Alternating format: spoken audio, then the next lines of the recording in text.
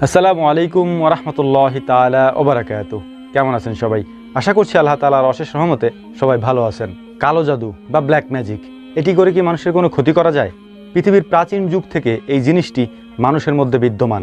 মানুষ এই কাজটি করে আসছে দেদারসে, কিন্তু এতে কি আদৌ কোনো ফল আসে? মানুষের কি কোনো ক্ষতি করা যায় বা মানুষের কি কোনো ভালো করা যায় এ দ্বারা? এবং সবথেকে গুরুত্বপূর্ণ বিষয় হচ্ছে এ বিষয়ে ইসলাম কি বলে। ইসলামের কি কোনো সমর্থন আছে এ বিষয়ে?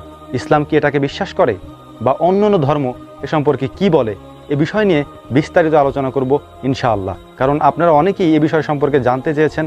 আমি যখন থেকে ভিডিও করছি তখন থেকে আমাকে এই বিষয় সম্পর্কে প্রশ্ন করা হয়, কিন্তু আমি কোনো একটা বিষয়ের কারণে, কোনো একটা বিশেষ কারণের কারণে এ বিষয় সম্পর্কে আলোচনা করি না বা কথা বলি না।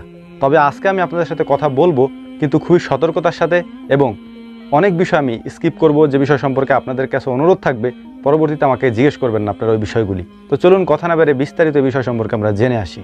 কালো জাদু বা ব্ল্যাক ম্যাজিক, এটি করে মানুষের ক্ষতি সাধন করা হয়। সর্বপ্রথম আমি আপনাকে বলে রাখি এই বিষয়টি সম্পূর্ণ সত্য। ব্ল্যাক ম্যাজিক সম্পূর্ণ সত্য, অর্থাৎ কালো জাদু করে মানুষের ক্ষতি করা যায় এবং এটি দিয়ে মানুষকে প্রভাবিত করা যায়। ইসলাম দুটি বিষয় স্বীকৃতি দেয়, একটি হচ্ছে কালো জাদু বা ব্ল্যাক ম্যাজিক, আরেকটি হচ্ছে বদনজর।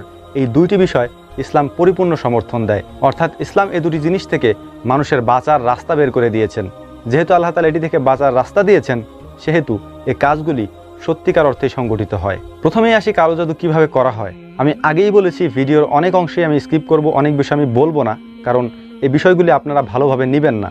আমি যদি অনেক বিষয় বলে দিই তাহলে ওগুলি আপনারা খারাপ কাজে ব্যবহার করবেন। আমি চাই না আমার কোনো কথা বা কাজ দিয়ে বা কালো জাদুর কোনো বিষয় দিয়ে আপনি কোনো খারাপ কাজে সে বিষয়গুলি প্রয়োগ করেন, কারণ এই বিষয়গুলি স্পষ্ট।